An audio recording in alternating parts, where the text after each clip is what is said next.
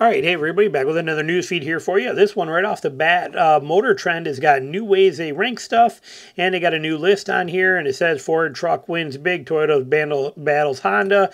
Anyway, in the new ranking update, I don't really care what their rankings are. I don't care how they put it together. Like I said, however they're doing it and they're driving it, whatever they come up with, here's their results. We love the Maverick even before 2025 updates. It wins as the Maverick is #1 small truck. We'll cover this. Updated F-150 is our #1 full-size here. The Hurricane-equipped Ram 1500 has made up ground, however. Once a #1 truck, the Ram had fallen to 4th place earlier in 2024, but we test the new pickup with its powerful i6. The more we like it, and now it's in 2nd place. As a recent comparison of midsize trucks, the Ford Ranger beat out the former Truck of the Year, the Colorado. In rankings, it's the same story. The Ford Ranger slipped into 1st place in the midsize truck segment, just ahead of the also solid Colorado Canyon. And Ram gets heavy-duty truck segments and wins, but Ford clean sweeps everything else. Of course, because I don't know if this is how it works or what the deal is, or I don't care. But here is their actual rankings chart here. A little phlegm in my throat. I'm on video 17 today that I have made. I've been rocking out videos between my 3 channels, and we have just been going. It is 12:48 in the morning right now, and I've been going since noon today. So I'm going to be a little raspy there for some of that stuff.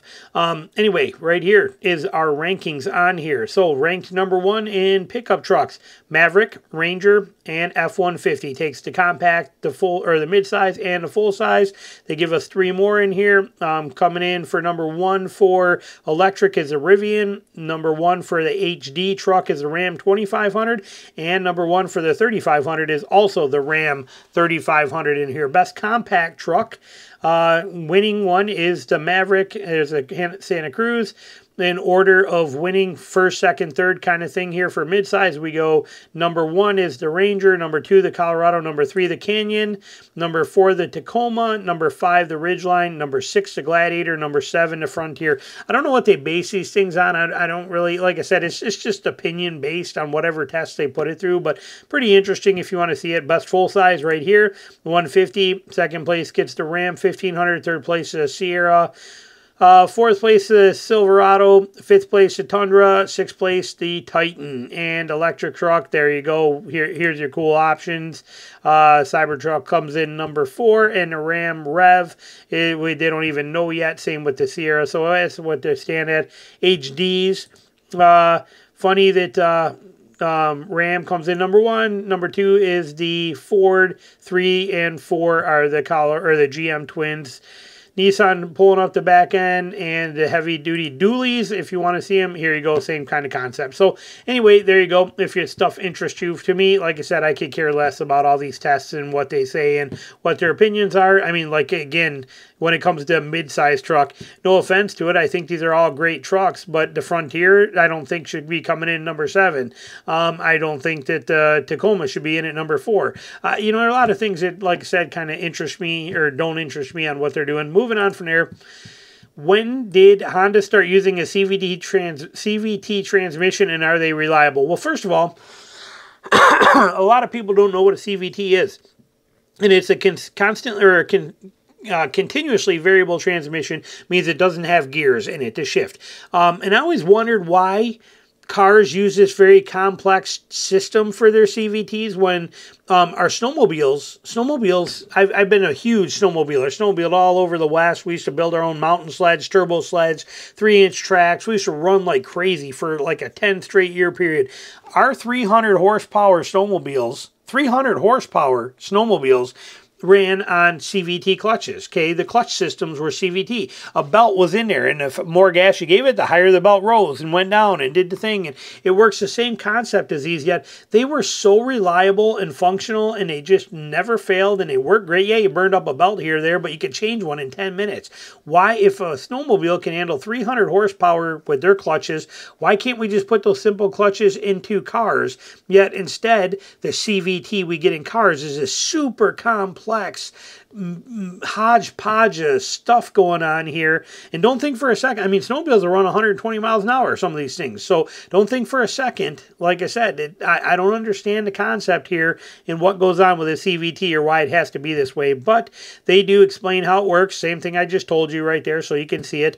And Honda started using it in a 1995 Civic is when they started. As far as are they reliable, it says right here, when I was in 2018, I was sick of driving a 24-year-old Mercedes for a number of reasons, and stumbled onto a 14 Civic that I had hoped be my salvation, especially on the reliability front. Only problem is that it had a CVT. I heard the reliability woes of CVTs from my neighbor who owned a CVT-equipped Nissan and had the transmission rebuilt after owning the car for less than a year. Despite the warning, the deal was too good to pass up. He ended up buying it. And he took it in to get it done. He said immediately after I got the car, he took it to my local dealership to have the fluid changed. While I was there, I asked a service advisor for other tips. He told me heat buildup was another main cause of failure with CVTs, and as long as I don't launch the car hard from a stop and kept on top of the maintenance, it should be good for a long time. His worked out for 80,000 miles. So there it is, whatever it is. But in my opinion, they should have went, CVTs should have went the way the snowmobile clutch did. Okay, the snowmobile clutches have been working for decades, and they're flawless, and they work so well, and they handle horsepowers that these cars can't even think about anymore, and they're just functional. I don't know, and they're so simple and affordable to deal with. I don't understand why we had to go to this funky CVT thing that they got in there. I just don't get it. But I'm not a mechanic, or an engineer anymore, and when I was an engineer, I didn't design transmissions. My world was, doing assembly line setups and end effectors and programming robots. This stuff is out of my element. Moving on from there, last one we're going to cover here today. GM might be getting cold feet about Apple CarPlay and Android removal. Okay, meaning they might be getting rid of it. Okay, we know they took it away, and they made you in-house system this stuff. And the main reason they did it, you can read all this, and they tell you that they did it for, GM says they did it for safety. Okay, GM executives confirmed the move was necessary for safety. Their research uncovered that people spent too much time on their phones, even through CarPlay and Android, enabling drivers to use their handheld devices while sitting behind the steering wheel. Okay, that's BS. The reason they did it, the whole reason they did it, money. Okay, they even said that. It's all about money. That's why they wanted it done. And right here, $20 a month. Okay, that's it. You're already paying $480 a year, and then you want $20 more a month for it. Okay, that's it. This is the world we live in today. But now GM is thinking about taking this backwards. The reason we say that is that there was a 10-minute survey. Right here, it says, even though General Motors is trying to make its auto brands as profitable as possible, it appears that the conglomerate isn't immune to what buyers might think or desire. Some customers reported receiving questionnaires from GM that contained specific questions about Apple CarPlay and Android Auto. The 10-minute survey asked various questions about the latest cabin technologies, but focused on what the customer would do if the vehicle they were considering came with no CarPlay or no Android Auto support.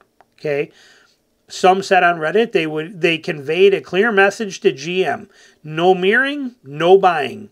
Okay, meaning that you can't make your phone go to the screen, Apple CarPlay or Android Auto. Okay, they said right there, straight up, put it right in your face. They made it crystal clear. No mirroring, no buying. Drivers like their phones, don't want to get accustomed to new tech or be forced to pay for internet connectivity for their car when they already have a plan from a carrier. So we will see what happens with it. We hope that GM sees a light and allows existing and prospective customers to continue using CarPlay and Android Auto. Anyway, we'll see what happens with it. Rivian and Tesla do the same exact crap. And, this is the world we live in. Okay, we'll have to see what happens. But curious to see, and I like the fact that they put it in a survey. They're like, they're asking their customers, how pissed would you be if we cut this out? Well, everybody's hopefully telling them they're going to be really pissed, and GM won't do it. So there's where we stand. Any comments, put them down below. Thanks for watching.